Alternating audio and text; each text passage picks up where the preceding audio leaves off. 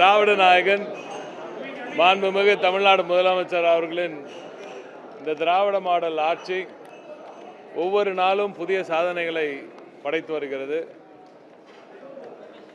அந்த வகையில் கடந்த 3 ஆண்டுகளாக தமிழகத்திற்கு இதுவரை வரலாறு காணாத மகத்தான வளர்ச்சி, மகத்தான தொழில் வளர்ச்சி, பரவலாக்கப்பட்ட தொழில் வளர்ச்சி, அனைவருக்கும் எல்லாம் கிடைத்திட வேண்டும், எல்லோருக்கும் எல்லாம் கிடைத்திட வேண்டும் என்ற நோக்கத்துடன் பயணிக்கும் மாண்புமிகு தமிழ்நாடு முதலமைச்சர் அவர்கள் தமிழகத்தின் அனைத்து பகுதிகளிலும் வளர்ச்சியை கொண்டு போய் சேர்க்க வேண்டும், அனைத்து தரப்பு மக்களுக்கும் வளர்ச்சியை கொண்டு போய் சேர்க்க வேண்டும் என்பதில் உறுதியாக இருந்து வருகிறார். மாண்புமிகு தமிழ்நாடு முதலமைச்சர் அவர்கள் முதலீட்டுகளை ஈர்க்கும் நம்பர் 1 மாநிலமாக, முதல் மாநிலமாக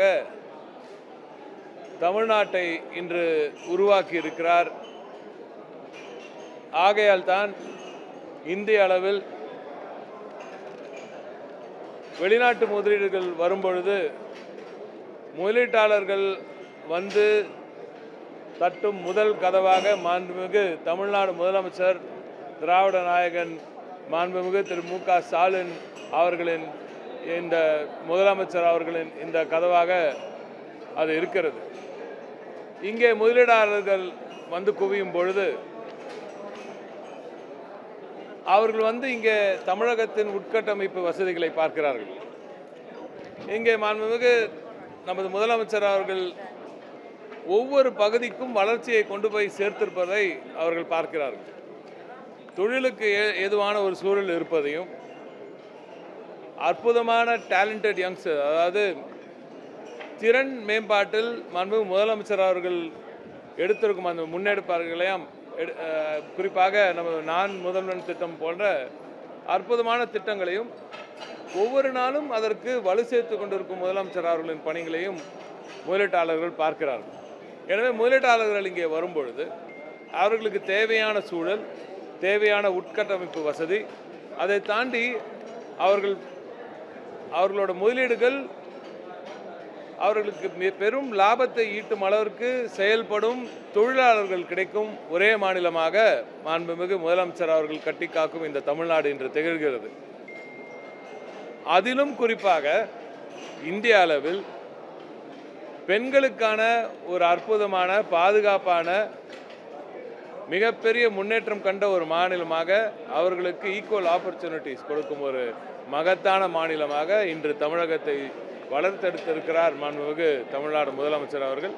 ஆகையால் தான் தொழில் முதலீடுகள் இங்கே வரும்பொழுது தொழிலாளர்கள் வெறும் ஆண்களாக மட்டுமில்லாமல் பெண்களுக்கும் அங்கே சரிசமமாக வேலை வாய்ப்புகள் கிடைக்கின்றன. அதைத்தான் இன்று மாண்புமிகு முதலமைச்சர் அவர்கள் இந்த நிகழ்ச்சியில், வரலாற்று சிறப்புமிக்க இந்த நிகழ்ச்சியில், வெறும் முதலீடுகளை ஈர்த்தோம், கையெழுத்திட்டோம் என்று மட்டும் இல்லாமல் அந்த முதலீடுகள் உருப்படியான ஒரு பெரிய தொழில்களாக இங்கே மலர்ந்து அதன் மூலம் பலருக்கு வேலைவாய்ப்பு கிடைக்கும் அளவிற்கு அதை கண்டினியூஸாக ஃபாலோ பண்ணியிருக்காரு. அது மொத்தமாக அதை தொடர்ந்து அதை கண்காணித்து வந்து இந்தியாவிலேயே முதலீடுகள் வந்து அது தொழில்களாக மாறுகின்றனவா என்று பார்ப்பதற்காக ஒரு குழுவை, கமிட்டியை அமைத்து சிஎஸும் தொழில்துறை அமைச்சர் என்ற முறையில் என்னையும், அதை தாண்டி ஒரு 6 முக்கியமான செக்ரட்டரிஸ் அவர்களையும் அங்கே அந்த குழுவில் அமர்த்தி வைத்து, முக்கியமான பல அஃபீஷியல்ஸ் எல்லாத்தையும் அந்த குழுவில் அமர்த்தி வைத்து ஒரு கமிட்டி போட்டு அந்த முதலீடுகளை உறுதி செய்த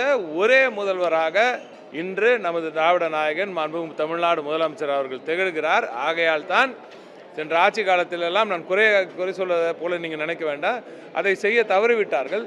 அந்த ஃபாலோ அப் நடக்காதனால அந்த கன்வர்ஷன் ரேஷியோ, முதலீடுகள் இங்கே பெரிய வேலைவாய்ப்புகளாக மாறவில்லை. முதலீடுனா அந்த கையெழுத்து போட்டதோடு சரி, அவங்க அதோட பல திட்டங்கள் வேலைவாய்ப்புகளாக மாறாமல், அதாவது ஃபாலோ பண்ணலன்ற, நான் இது ஒரு பெரிய குற்றச்சாட்டாக நான் வைக்கணுன்ற விரும்பலை, இது யதார்த்த உண்மை. அதையும் அவர்கள் கையெழுத்திட்ட பல திட்டங்களையும் நாங்கள் இப்போ ஃபாலோ பண்ணிகிட்டு இருக்கோம். அதையும் கன்வெர்ட் செய்த ஒரு ஆட்சியாக திராவிட நாயகன் அவர்களின் ஆட்சி திகழ்கிறது. இந்த ஒரு 3 ஆண்டுகளில் மட்டும் ஏறத்தாழ 10 லட்சம் கோடிக்கான முதலீடுகளை ஈர்த்த பெருமை நமது திராவிட நாயகன், நமது முதலமைச்சர் அவர்களே சாரும். 31 லட்சம் வேலைவாய்ப்புகளுக்கு மேல் இன்று வேலைவாய்ப்புகள் உருவாக்கின்றிருக்கின்றன. நான் சொன்னதை போல் MOU சைன் பண்ணோம், புரிந்துணர்வு ஒப்பந்தங்கள் சைன் பண்ணோம், அதை கையெழுத்திட்டோம். அதற்கு தாண்டி அதை அப்படியே ஃபாலோ பண்ணாமல் விடாமல் தொடர்ந்து அதை கண்காணித்து இப்போ இந்த 6 மாதம் இப்போ நீங்கள் பார்த்தீங்கன்னா ஜிம்மில் நம்ம உலக முதலீட்டாளர் மாநாட்டில் மட்டும் கையெழுத்திடப்பட்ட ஒரு 13 தொழில்கள் இன்று துவங்கப்பட்டன. இங்கே வந்து வேலையெல்லாம் கொடுத்து அங்கே கமர்ஷியல் ப்ரொடக்ஷனே ஆரம்பிச்சிட்டோம். கிட்டத்தட்ட கமர்ஷியல் ப்ரொடக்ஷனே இந்த புரிந்துணர்வு ஒப்பந்தம் மூலம் வந்த இந்த தொழில்கள் இங்கே ஆரம்பித்தாச்சு. அதுக்கு அடுத்து ஃபவுண்டேஷன் ஸ்டோன் இன்று அதற்கு அடிக்கல் நாட்டுதல் மட்டுமே கிட்டத்தட்ட 19 புரிந்துணர்வு ஒப்பந்தங்களுக்கான அடிக்கல் நாட்டியாச்சு. அதாவது பல முதல்கட்ட வேலைகள் எல்லாம் முடிச்சு இப்போ ஃபேக்ட்ரி கட்டுறதுக்கான வேலையும் இங்கே துவங்கியாச்சு. எனவே இப்படி 21-23 வரைக்கும் செய்ததும் மாண்புமிகு முதலமைச்சர் அவர்கள் அயல்நாடுகளுக்கு சென்று அங்கே அவர்கள் ஈட்ட அந்த முதலீடுகளும் அதே போல் நம்ம உலக முதலீட்டாளர்கள் மாநாட்டில் வழியாக வந்த முதலீடுகள் எல்லாம் சேர்ந்து 19 முதலீடுகளுக்கான துவக்க விழா அந்த கமர்ஷியல் ப்ரொடக்ஷன் இன்றைக்கி ஆரம்பித்தாச்சு.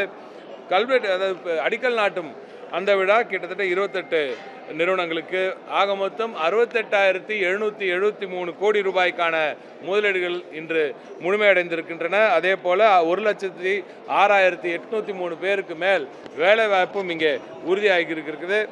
ஜிம்மில் மட்டுமே 13 இன்வெஸ்ட்மெண்ட்ஸ் இப்போ MOUs வந்து இன்று உறுதியாக இருக்குது. அதில் வந்து கிட்டத்தட்ட 12,676 கோடி ரூபாய்க்கு மேலே இன்றைக்கி துவங்கியாச்சு. அவங்க பணியே துவங்கியாச்சு.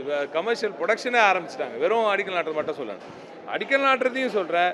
அது சேர்த்திங்கன்னா 19 முதலீடுகள், அது 46,778 கோடி ரூபாய்க்கான முதலீடுகளுக்கான அடிக்கல் நாட்டியாச்சு இன்றைக்கி 6 மாதத்தில். இதுதான் முதலமைச்சர் அவரோட ஸ்பீடை பற்றி அவரோட செயல்திறனை பற்றி பேசும்போது முதலீட்டாளர்கள் இங்கே நாங்கள் பேசணும் சொல்லலை, இங்கே வந்து இருக்கும் முதலீட்டாளர்கள் அவங்க அவ்வளோ தூரம் அவங்க உளமாற பேசியிருக்காங்க. அவங்க எல்லாருமே சொல்கிறது இப்படிப்பட்ட ஒரு ஸ்பீடு தமிழகத்தில் இன்று தொழில் துவங்குவதற்கான ஒரு ஏதுவான சூழல், இந்த ஸ்பீட் இதுவரை இந்தியாவில் எங்குமே இல்லை. அதற்கு மாண்புமிகு முதலமைச்சர் அவர்களுக்கு நாங்கள் பாராட்டுகிறோம், அவர்களுக்கு நன்றி கடன் பட்டிருக்கிறோம். ஏனென்றால் இந்த ஸ்பீடில் எங்களோட இன்வெஸ்ட்மெண்ட் வந்து கன்வெர்ட் ஆனதே இல்லை அப்படின்னு அவங்க பெருமைப்படுறாங்க. அவர்களது அந்த பெருமை தான் நமக்கு கிடைத்த மிகப்பெரிய வெற்றி. திராவிட நாயகன் அவர்களின் உழைப்புக்கு கிடைத்த மிகப்பெரிய வெற்றி. இந்த வெற்றி பயணம் தொடரும். அடுத்து வரவிருக்கும் அவரது வெற்றி பயணம் அடுத்து அமெரிக்காவை செல்லவிருக்கிறார். மிகப்பெரிய ஒரு வெற்றி பயணமாக அதுவும் நிச்சயமாக அமையும். ஆமாம், இன்னைக்கு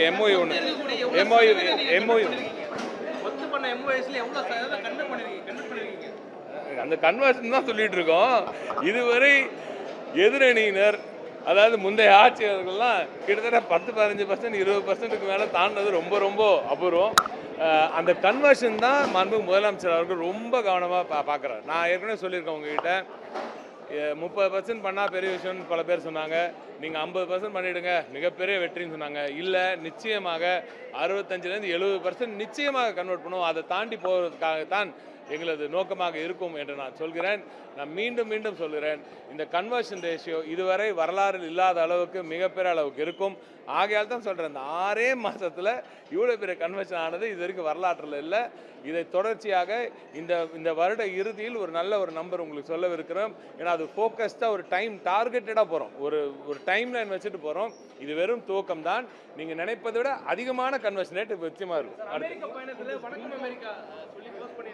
ஆமாம், எல்லாருமே அது வணக்கம் அமெரிக்கா வந்து ஒரு டயஸ்பரா ஈவெண்ட். அது வந்து அங்கே இருக்கிற தமிழர்கள், நமது அயல்நாட்டில் வாழும் நமது தமிழர்கள் நமது மாண்புமிகு முதலமைச்சர் அவர்களை சந்திக்க வேண்டும் என்று கேட்டிருந்தார்கள். அங்கே அந்த பெரிய ஈவெண்ட்ஸ் நடக்கிற இண்டோர் ஸ்டேடியம்ஸ் வந்து இண்டோர் ஆடிட்டோரியம்ஸ் கிடைக்கிறது கொஞ்சம் கஷ்டமாக இருந்துச்சு. இருக்கிறதுல பெருசாக எடுத்திருக்கோம். இப்போ அது ரெஜிஸ்ட்ரேஷன் பார்த்தா இப்போ எல்லாருக்கும் எப்படி கொடுக்கறதுன்னு தெரியல, அந்தளவுக்கு அங்கே ரெஜிஸ்ட்ரேஷன் ஆயிருக்கு ஏற்கனவே. எனவே நிச்சயமாக சிகாகோவில் ஒரு ஈவெண்ட்டும் அதே மாதிரி சான் ஃப்ரான்சிஸ்கோவில் ஒரு ஈவெண்ட்லேயும் தமிழர்களை அங்கே மாண்புமிகு முதலமைச்சர் அவர்கள் சந்திக்கிறார். அவர் மெயினாக போகிறது வந்து நம்ம இன்வெஸ்ட்மெண்ட் ப்ரொமோஷனுக்காக. எனவே அந்த ரொம்ப பேக்டாக இருக்குது, அந்த ஷெடியூல் வந்து ரொம்ப பேக்டாக இருக்கனால ஒரு ஈவெண்ட் தான் பெரிய ஈவெண்ட்டாக நடத்தலாம், அங்கே சிகாகோவில் பண்ணலாம் அப்படின்னு சொல்லி. ஏன்னா சான் ஃப்ரான்சிஸ்கோவில் ரொம்ப டைட்டாக இருக்குது ஷெடியூல்.